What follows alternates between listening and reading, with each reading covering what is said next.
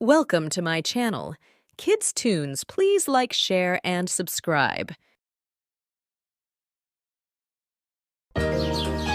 एक नगर में दो भाई राजू और दीपू नगर के एक गैराज में मैकेनिक का काम करते थे। दोनों बहुत मेहनती थे। एक दिन गैराज में काम करते हुए भाई मैं सोच रहा था अगर हम ऐसे ही काम करते रहे तो एक दिन अपना एक गैराज खोल लेंगे और फिर जल्दी ही दूसरा और फिर तीसरा और जल्दी ही हर शहर में अपना एक गैराज होगा। ये कहने के बाद दोनों राजू और दीपू अपना काम बंद करके मुस्कुराते हुए ऊपर की ओर देखते हुए अपने ख्यालों में खो जाते हैं। सपने में राजू और दीपू अपने नए गैराज के उद्घाटन की रिबन काट रहे हैं। तभी पीछे से उसकी पीठ पर कोई धक्का देता है और दोनों घबरा के सपने से बाहर आते हैं। राजू के बगल में उसकी गैराज का मालिक, ग्रे शर्ट, काले पैंट, सिमटे हुए बाल और आंखों पे चश्मा। तुम दोनों से एक काम सही से नहीं होता। कल एक गाड़ी तुम लोगों ने बना के दी थी, ग्राहक का फोन आया था, उनकी गाड़ी से धुआं निकल रहा है और रास्ते में बंद हो गई है। ये 1 महीने में तुम्हारी 8वीं शिकायत है। मैं तुम दोनों को अभी काम से निकालता हूँ। निकल जाओ मेरे गैराज से। मालिक, पर यह भी तो हो सकता है उसकी गाड़ी खराब हो। हमने तो ठीक से ही काम किया था। खराब गाड़ियों को ठीक करना ही हमारा काम है। निकल जाओ यहाँ से। और मालिक दोनों को धक्के मार के बाहर निकाल देता है। राजू और दीपू अपने छोटे से कमरे की बिस्तर पर हैं। सामने की दीवार पर विष्णु भगवान की तस्वीर टंगी है। दीपू राजू से, भाई हम हर जगह मन लगा के काम करते हैं, फिर भी हमें हर जगह से निकाल दिया जाता है। किसी को हमारी कद्र ही नहीं। हाँ भाई, यहाँ किसी को हमारी कद्र नहीं है। चल किसी दूसरी जगह जाते हैं, वहाँ शायद हमारी कीमत हो। भाई पर हम वहाँ करेंगे क्या? याद है माँ कहती थी कि भगवान का नाम लेने से सब मिल जाता है। हाँ चल सामान बांध, अब हम यही करेंगे। भगवान का नाम लेंगे और पैसे कमाएंगे। वो कैसे? अरे हम बाबा बन के लोगों को ज्ञान देंगे और उनसे पैसे लेंगे। वो तो ठीक है, पर हम लोगों को क्या ज्ञान देंगे? अरे वही जो माँ हमें देती थी। तू ज्यादा सवाल मत कर, सामान बांध। हम राजा सूर्यदेव के चंपक नगर जा रहे हैं। चंपक नगर में राजू और दीपू गेरुए धोती और गेरुई शॉल में, कंधे तक बाल, गले में रुद्राक्ष की माला, पैरों में खड़ाऊ, कंधे पे लटकी मटमैली गठरी, कलाइयों में बंधी रुद्राक्ष की माला, एक बड़े बरगद के पेड़ के नीचे बने चबूतरे के सामने। ये राजा सूर्यदेव का चंपक नगर है। हम यहीं से शुरू करेंगे। दीपू सुन, आज से तेरा नाम दीपू नहीं दीपेश्वर है, समझा? और मैं एक सिद्ध योगी। मैं यहाँ बैठता हूँ और ध्यान करता हूँ। तू नगर में जाके ये खबर फैला कि एक सिद्ध योगी आए हैं जो हर समस्या का हल देते हैं। ठीक है, मैं जाता हूँ।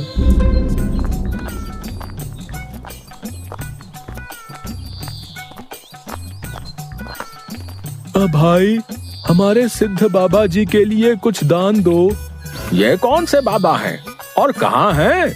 बड़े सिद्ध बाबा हैं, उनके पास हर समस्या का हल है। नगर के बाहर जो बड़ा बरगद का पेड़ है ना, वहाँ ठहरे हुए हैं।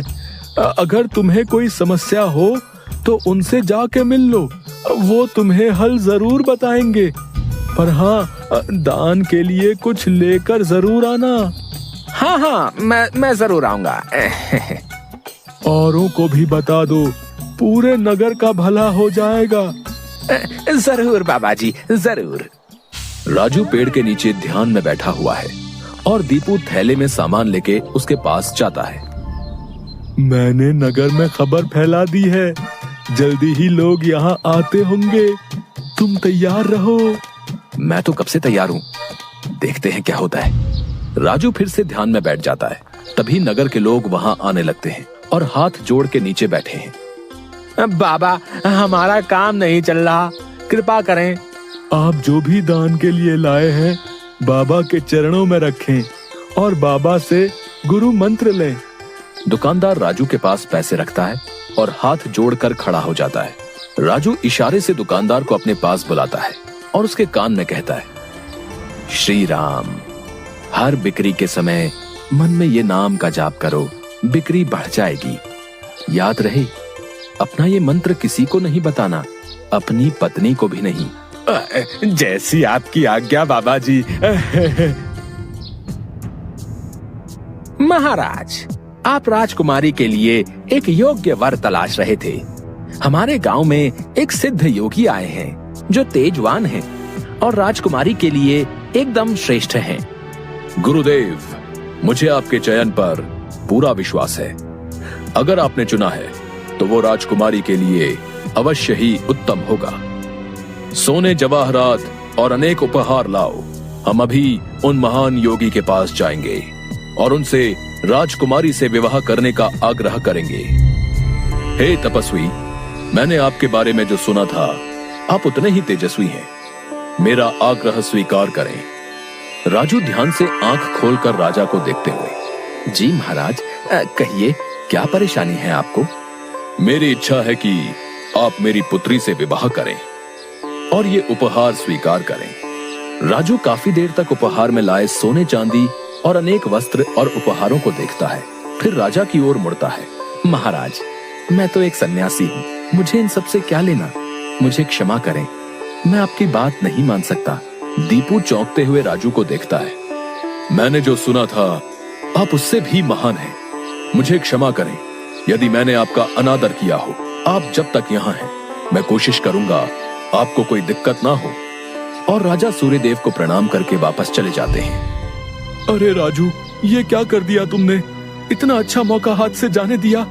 अरे राज करते हम लोग। राज, तुम्हें ये क्या हो गया है? मैं यही सोच रहा था, लेकिन फिर मैंने सोचा कि इतने दिनों से ईश्वर का नाम लेते लेते इतना तो समझ आ गया है कि ईश्वर के नाम अमृत में ऐसा क्या है जो मीरा सारा राजसी ठाट छोड़कर वैरागन बन गई। क्यों प्रहलाद ने अपने पिता की इतनी यातनाएं सही? मुझे भी राम नाम का धन मिल गया है जिसके आगे इस दुनिया का सारा धन फीका है। मुझे ये सब नहीं पता। हम यहाँ पैसे कमाने आए थे, ना कि साधु बनने। मैं चला, मैं अकेले ही सब संभाल लूंगा। तुम्हें जो ठीक लगे करो, पर अगर किसी मुसीबत में फंस जाओ, पूरी श्रद्धा से ईश्वर का नाम लेना, तुम्हारी मुसीबत दूर हो जाएगी। तुम्हारा दिमाग खराब हो गया है। इतनी आसानी से मुसीबत दूर होती तो सभी खुश होते। राजू बस उसे देखकर मुस्कुराता है और ध्यान में बैठ जाता है। दीपू अपनी पोटली उठा के गांव में चल देता है। क्यों भाई, कैसा चल रहा है? हाँ भाई, सब बढ़िया है और अब घर में सुख शांति भी है। ये भी बेवकूफ बन गया। राजू है तो चालाक। उसने ऐसी युक्ति की कि कोई उस पर सवाल नहीं उठा सकता। कुछ राशन दान करो। जरूर। दुकानदार राजू के थैले में चावल डालने जाता है। तभी दीपू, ये क्या दे रहे हो? इतनी मिठाइयाँ और मेवे तुम्हारी दुकान में है और तुम ये कच्चे चावल दे रहे हो। इनमें से कुछ दो। पर बाबा तो ये सब नहीं कहते। तुम्हें क्या करना है? जितना कह रहा हूँ वो करो। दीपू आगे जाता है और जोहरी की दुकान में दुकानदार से, और भाई जोहरी, कैसी चल रही है दुकानदारी? बाबा की कृपा से सब बढ़िया चल रहा है। कहिए क्या सेवा करूं? बाबा के लिए कुछ दान दो। इससे पहले कि इन्हें मेरी असलियत पता चले, इनसे तगड़ा दान लेके गांव से गायब हो जाऊंगा। फिर ये लोग राजू के पीछे पड़ेंगे तो उसे समझ आएगा। बाबा के लिए कुछ दान दो। जौहरी पैसे निकाल कर देने लगता है। अरे ये क्या भीख दे रहे हो? बाबा की कृपा से तुम्हारी दुकान चल रही है। इतने सारे जवाहरात हैं, इनमें से दो, कुछ कीमती सा। जितना दोगे उससे ज्यादा मिलेगा। ये बाबा को क्या हो गया है? कोई नहीं, बाबा को देने से मेरा क्या घटेगा। जौहरी एक सोने की हार दीपू को दे देता है। ये लीजिए बाबा। अच्छा धन बटोर लिया है मैंने। इससे काफी दिनों तक काम चल जाएगा। बड़ी भूख लग गई है, कुछ मिठाइयाँ खा लूं। दीपू एक पेड़ के नीचे बैठ के मिठाइयाँ खाने लगता है। तभी वहाँ 4 डाकू, चेहरे पे नकाब, काले कपड़े और हाथ में छुरी लेकर आ जाते हैं। जो कुछ भी है वो हमें दे दो, नहीं तो हम तुम्हें मार डालेंगे। दीपू डर से अपनी पोटली उन्हें दे देता है। तभी डाकुओं के सरदार का नकाब खुल जाता है। दीपू उसे देख लेता है। अब तुझे मरना होगा क्योंकि तूने मेरा चेहरा देख लिया है। हे भगवान, ये क्या हो रहा है? कैसे बचूं इनसे? भागने की कोशिश की तो ये लोग पकड़ लेंगे। क्या करूं? तभी उसे राजू की बात याद आती है। अगर किसी मुसीबत में फंस जाओ, पूरी श्रद्धा से ईश्वर का नाम लेना, तुम्हारी मुसीबत दूर हो जाएगी। दीपू आंखें बंद कर घुटने पर बैठकर, हे नारायण मेरी रक्षा करो, हे नारायण मेरी रक्षा करो।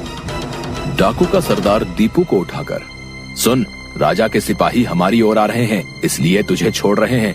अगर तूने किसी को हमारे बारे में बताने की कोशिश की तो तुझे जिंदा नहीं छोड़ेंगे। ये ले अपनी पोटली। डाकू भाग जाते हैं। दीपू सामने से सिपाहियों को आते देख मन में, हे नारायण, मुझसे भूल हुई जो मैं राजू की बात को समझ नहीं पाया।